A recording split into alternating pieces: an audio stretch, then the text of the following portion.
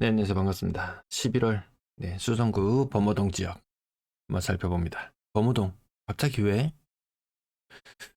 8월 달의 제목은 쌍봉 어디로 가오리까? 거기에 대한 답이 서서히 나오고 있는 것 같습니다. 댓글 몇 가지만 볼게요. 어차피 뭐 전세 다 대출 받더라도 이자가 거의 월 100인데 뭐 요것도요. 사는 것도 뭐 정책 대출이지만 전세 자금 또한 정책 대출, 뭐 버팀목 이런 것들 뭐 이용 많이 하는 것 같더라고요. 음, 무리해서 사지 말자. 본인 형편대로 하자. 네, 요런 의견에 공감을 하고요. 수도권과 지방 대출 정책 다르게 해줘야지. 뭐 금리를 다르게 할 수는 없지 않겠습니까? 지금 다르게 해주고 있는 부분 뭐가 있냐고 재차 물어보셨는데요. 디딤돌 대출 뭐 우리는 뭐 최고 80%, 수도권은 뭐 10% 정도 까이죠. 수도권은 다른 정책을 적용받고 있더라. 범사만삼 쪽에서 학창 시절을 보내셨는데 범사만삼은 누가 만들어낸 뻘소리인지 그냥 제 의견입니다. 범사에 끼고 싶어하는 만삼이 만들어낸 것이 아닐까 이런 의미고요. 뭐 실거주 입장에서 어떤 분이 뭐 호가가 별로 변동이 없다 이런 말도 있으셨는데 뭐 임장을 다녀보신 분의 말에 따르면은 한번 보고 와서 좀 시간 지나서 다시 가보니까 뭐한 10% 정도 가격이 빠져 있더라 이런 말도 전해옵니다. 노리치님 요 근래 댓글 좀 달아주고 계신데요. 어, 아파트 급할 게 없더라. 월세 살면서 시세 정도 금액으로 해외 투자 중인데 7년 정도 지나니 아파트 가격은 그대로 상당수의 아파트가 요 7년 정도 전 가격으로 폐기해 있는 상태이고요. 일부 잘 나가는 지역은 뭐 10%, 뭐 많으면 20% 정도까지도 오른 지역들이 있을 거예요. 뭐 그또 뭐 1티어급의 뭐 아파트는 또 뭐 훨씬 더 많이 오른 케이스도 있겠지만 그게 아주 소수에 불과하더라. 제가 새벽에 일어나서 옛날 자료들을 찾아봤는데요. 2020년, 21년 입주했는 아파트들은 뭐 얼마나 재미를 봤을까라는 영상 아마 22년도쯤에 만들었는데요. 요거 22년, 23년 입주했는 아파트도 과연 얼마나 재미를 보고 있을까? 그 시리즈를 다시 한번 만들어 봐야 되겠다. 이런 생각도 가져봤는데요. 이때도 상당수의 아파트들의 수익률은 뭐 한 30%, 뭐 요 정도, 30% 정도 내외. 물론 뭐 이때 당시 빌리브 버머였던가요? 뭐 가격 뭐 100% 오른 거 이런 거는 진짜 수십 군데 분양하면 한 군데 나올까 말까 그 정도의 케이스지 아주 특별한 케이스지 이게 일반화된 경우는 아니었거든요. 지금 7년 정도 지나니 아파트 가격은 그대로였다. 해외 자산 투자 제대로 하셨는지 4배 정도 자산이 올랐다고 합니다. 한 채 살 돈이 4채가 되었다. 자, 제가 지난번에 쌍봉을 그리던 모습인데요.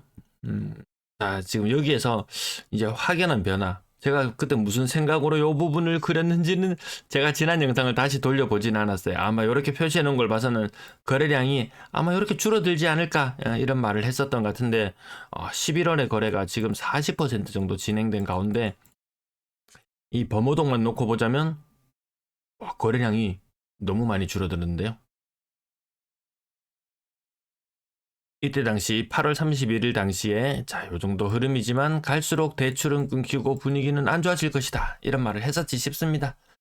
범사만삼 이제 만삼 굳이 다루지 않겠습니다. 음, 제가 지난주에 여기 이 동네를 다녀왔다고 말씀드렸는데요.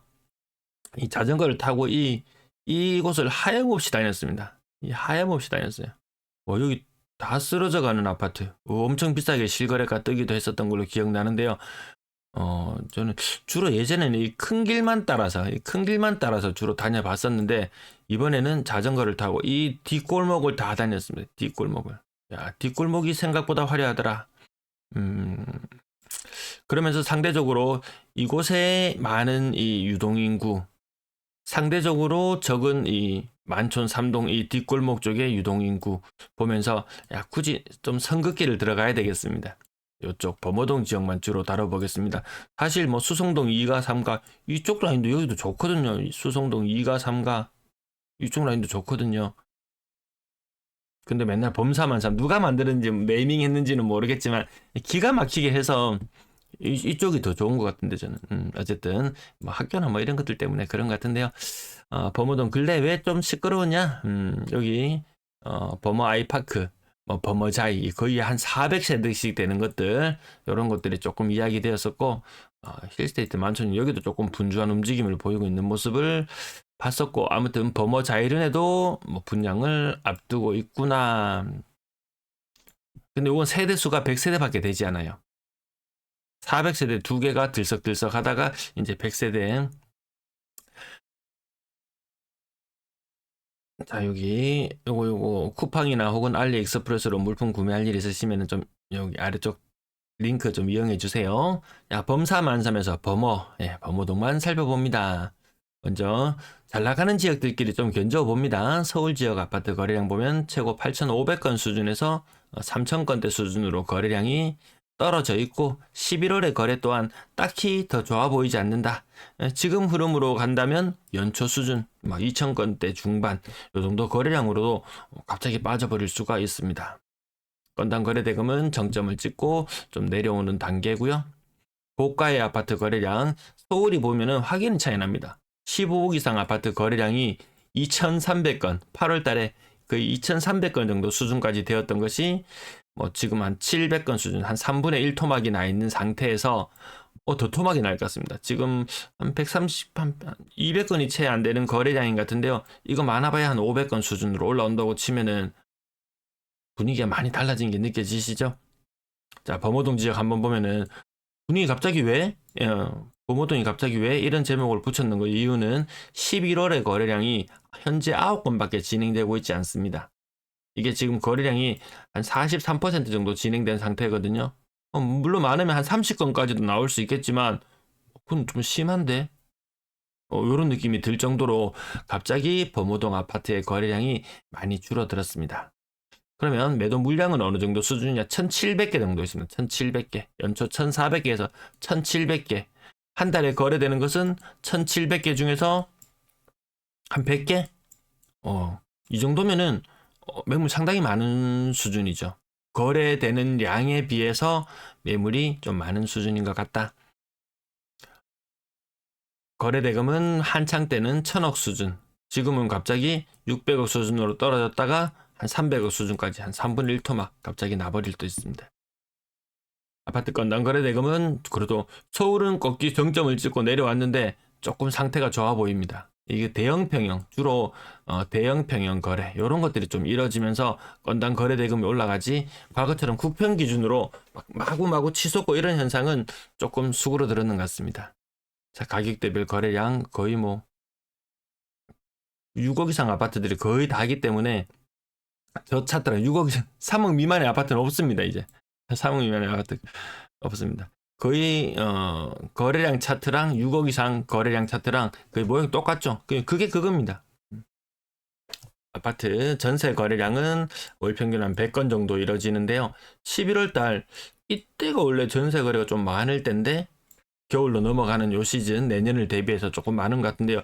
지금은 11월의 거래량도 전세 거래가 썩 많은 편이 아닌 것 같다. 대구 전체적으로 전세 거래량이 많이 줄어들었거든요.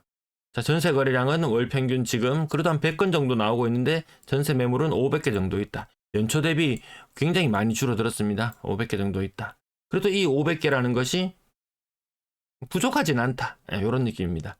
아까 말 매물 인기 있는 지역이건 아니건 인기 있는 지역이건 아니건 아파트 절대 숫자가 늘어나고 인구의 증가는 좀 둔화된 상태다 보니까요. 해를 거듭할수록 2021년도에는 한 900개 정도 수준의 매물이 있었고 22년도에는 뭐 한 1100개, 1200개 2023년도에는 한 1300개 2024년도에는 한 1600개 정도의 매물 이게 매물이 다 올라가죠. 매물 개수가 다 올라간다라는 부분 범어동 수성구 뭐 따로 예외가 없더라. 잘 나가는 지역 못 나가는 지역 별로 예외가 없더라. 그런 말씀 드리고요. 20년 차트가 제가 안 나타나 있네요. 평균 전세 가격 4억 4천 뭐 비슷한 수준입니다. 그냥 계속 비슷한 수준 유지되고 있는 상태. 평균 전세가율 한창 투자하기 좋았고 그나마 좀 그런 시절에는 뭐 2017년, 18년, 19년 요 무렵에는 한창 때는 전세가율이 뭐 70% 이상 이렇게 가던 시절도 있었는데 지금은 전세가율이 50%에도 미치지 못하는 상태. 뭐 실거주나 뭐 자녀 교육이나 이런 걸 뭐 위해서 가는 거는 괜찮다. 근데 야, 투자로서는 이 썩 메리트가 있어 보이진 않죠. 전세가율 50%도 되지 않는 곳. 그 고가의 아파트들 다 이런 현상을 보입니다. 그전에는 뭐 10억 이상 아파트만 전세가율 50% 이런 현상을 보였었는데요. 지금은 8, 9억, 뭐 7억, 6억 이런 것들도 심지어는 지금 전세가율 50% 정도 수준까지 막 떨어지고 이렇습니다. 그래서 전반적으로 제가 계속 말씀드리는 부분은 투자로서는 와, 그닥이다. 실거주도 땡볕 내 가지고 하는 건 좀 그닥이다. 뭐 정책 자금 정도 활용하는 정도, 네, 그 정도. 3억 미만의 전세 얼마 없고 4억 이상의 전세, 와, 4억 이상 전세 비중이 80%, 70% 정도라고 보면 되겠네요. 아파트 월세 거래량은 월세 거래도 쭉 줄어들었습니다. 요게 월세 매물은 450개, 이것도 연초 대비 100개 이상 줄어드는데요. 월세가 한 달 평균 한 50개 정도 거래가 이루어지는데 매물은 450개. 매물 부족하지 않죠. 뭐 매물이 부족해서 전세 가격, 월세 가격이 오르고 집값을 밀어 올리고 그런 이야기 하기에는 대구에는 물량이 많습니다. 주간 브리핑 제가 영상을 미리 찍어 놨었는데요. 그 대구만 그런 게 아닙니다. 대구가 그게 문제구나라고 하지만 다른 광역시들도 똑같은 문제를 같이 겪고 있습니다. 대구만 놓고 보자면 좀 이런 물량이 많은 부분이 좀 답답하게 여겨질 수도 있겠지만 다른 쪽으로 시야를 조금만 확장해 놓고 보면 전국적으로 공통적으로 겪고 있는 문제다. 그래서 뭐 대구에 이런 물량만 해소되면 다 가겠지. 이런 이야기를 하는데 전국적으로 물량 해소되기에는 좀 시간이 많이 걸리지 않을까 싶기도 합니다. 월세 가격 넘사벽입니다. 이 동네는 월세 가격 평균 140만 원. 대구 평균을 놓고 보면 한 70만 원 정도 수준인데요. 그 신월성 제가 이렇게 다뤄드리면 신월성은 월세 한 110만 원, 뭐 100만 원, 110만 원 요 정도 수준인데 잘 나가는 동네 다르긴 다르다. 월세 보증금도 대구 평균의 한 2배 정도, 1.5배에서 2배 정도 수준은 되는 것 같습니다. 근데 월세가 마구 치솟아드는 걸로 보이지만 굉장한 걸로 보이지만 보증금은 떨어져 있거든요. 보증금은 떨어져 있다 예전보다. 그 말인즉슨 뭐 전세나 뭐 월세나 뭐 이런 것들 월세도 가격이 올랐는 거 아닌 것 같다. 요 월 지불하는 금액만 놓고 보면 올랐는 느낌이지만 보증금이 그전보다 좀 떨어져 있다. 전체 임대 거래량 하여튼 뜨거워져야 될 시기에 뜨거워지지 못하고 있다. 거래량, 임대 거래량 모든 것이 그러하다. 제가 요 근래에 들어서 몇 번 설명드렸던 게요. 요런데 뭐 범호동급, 네, 범호동급 아까 뭐 평균 매매 가격 거의 뭐 10억에 육박하는 요런 것들. 아니면 신월성 지역 평균 매매 가격 거의 5억에 육박하는 곳. 아니면 대구 전체를 놓고 봤을 때는 평균 매매 가격 3.5억 정도. 자, 요 정도에 놓고 이 세 가지를 비교군으로 놓고 봤을 때 범호동이 먼저 아까 분양도 좀 있고 범호동이 먼저 조금 살짝 떴었죠. 거래량이 조금 나왔었습니다. 그러면 뒤늦게 후발주자들이 달라듭니다. 그리고 달라듭니다. 이게 과거의 현상이었습니다. 지금은 비싼 아파트 한번 움직였어요. 시장 반응 없어요. 그 다음에 중가격대 아파트들 따로 움직여요. 나머지 또 반응 없어요. 밑에 우리도 올라가야지 하지만 얘는 아직까지 반응이 보이지 않고 오히려 조금 힘은 빠지는 모양새고요. 1위 주자가 나가고 나서 2위 주자는 또 따로 달려나가더라.